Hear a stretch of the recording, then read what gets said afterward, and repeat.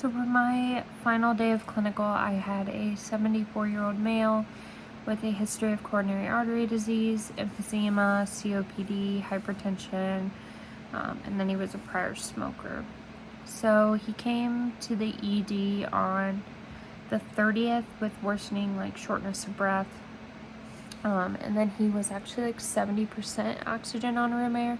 So they actually started him on continuous BiPAP, 12 liters at 80%. And then they had him admitted.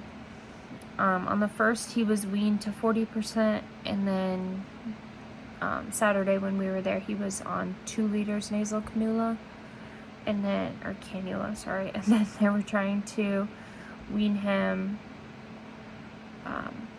off of the oxygen today because he wasn't on oxygen at home, so ideally he wouldn't be on oxygen going home. So he had a COPD exacerbation is what they ended up admitting him for. His chest x-ray was showing like vascular congestion, and then he was also like extremely short of breath whenever he was doing any activity. So they really were going to monitor him and then like make sure doing like a walking test that he wasn't like starting to desat. And so one thing that I was looking at from the National Library of Medicine, they have an article on COPD, and they say that COPD will typically present in adulthood and often during the winter months. Patients usually present with complaints of chronic and progressive dyspnea, cough, and sputum production. Patients may also have wheezing and chest tightness. While a smoking history is present in most cases, there are some without. They should be questioned on exposure of secondhand smoke, occupational environmental exposure, and family history. Those with a diagnosis of COPD should be asked about previous exacerbations, nighttime awakenings, inhaler usage, and impact the disease has on the activity level. So I'm actually going to kind of progress into that in a minute on like how it's kind of more of like a chronic case and like how that can like affect an individual just because they may not be able to do the things that they once used to, and that can definitely like have an effect on somebody.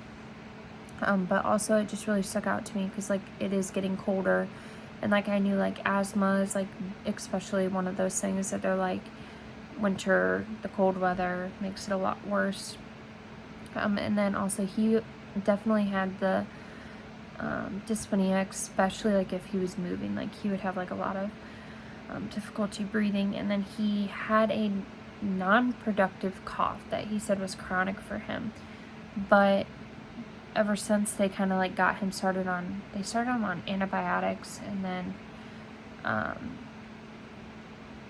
the oxygen, and they did like the humidifying, he started to like afterwards have some sputum actually kind of breaking up, and so then he was starting to like actually cough that up.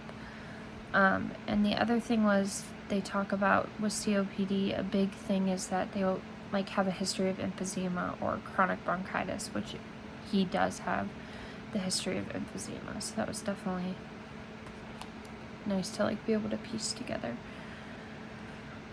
For education, I think it's really important to have him like monitoring his oxygen levels at home, or like teaching him of any signs of worsening condition. If he were to need like a home health care nurse like once a week just to check in on him, because I know he said like he's like extremely weak and like not able to do like a lot of the things that he used to. So if he doesn't have family, it's really important to be like talking to him of like do you have the help, or do you need us to like arrange somebody that can come help you to be able to like, you know, maybe like even if it's just helping around the house. But also just really monitoring those oxygen levels, just because I mean, he was pretty low when he came in at like 70%. And I know like some COPD patients, they say like they kind of typically may run low and just may not even know. So it's really important that they're monitoring that, because that also can lead to like this, you know, dizziness, weakness, things like that. And so for my spirituality measure, I have a helper right here who's laying on my book, so we'll see how this goes. Alright, Jane. just making her mad. But I wanted to look into like the chronic illness, and how, like, because definitely like COPD is like not something that's most likely going to go away, and it also is something that really can affect like their activity levels and like, you know, whatever they're doing on the daily, especially if they have an exacerbation, just because like they get so short of breath, you know. Like with him, he's like super weak, and that was like one of the things that he talked about. But in Mary Elizabeth Bryan's book on page 156, she states that any experience of illness may bring a degree of disruption in a person's life. Usual patterns of life activity are temporarily, or in some cases permanently, changed or modified to cope with the situation. The need for a major life change occurs more frequently in patients facing chronic illness. Corbin, 1996, defines chronic illness as a medical condition or health problem with associated symptoms or disabilities that require long-term management.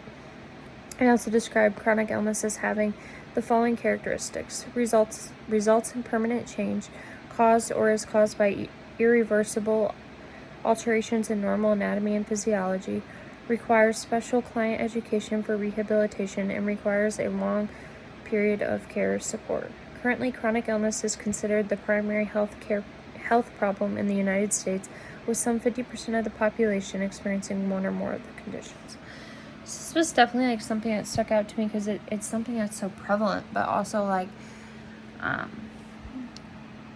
it's just so important that like as nurses, like we're understanding too that like this probably isn't something that's going to get better to them, and like that was saying, like it affects like a lot of different aspects of their life, and it's using the words kind of like permanent and like they're not going to change, and like that's like definitely something that's hard to accept for anybody. So I definitely feel like it's important to be able to communicate with them and being open for them to just be able to talk, because it's something that probably is not going to get fixed within the short time of them being there. So any difference that we can make, you know, could help a lot. But yeah, it wasn't my first COPD patient. I think I've had a couple, but he was probably like one of the worst cases that I've seen, where he was, you know, like even reading his history, like how low he was and symptomatic, and even just watching him get up and go to the chair, and like how much that of like shortness of breath he experienced with that. It was definitely a learning experience for me, but overall a really good day.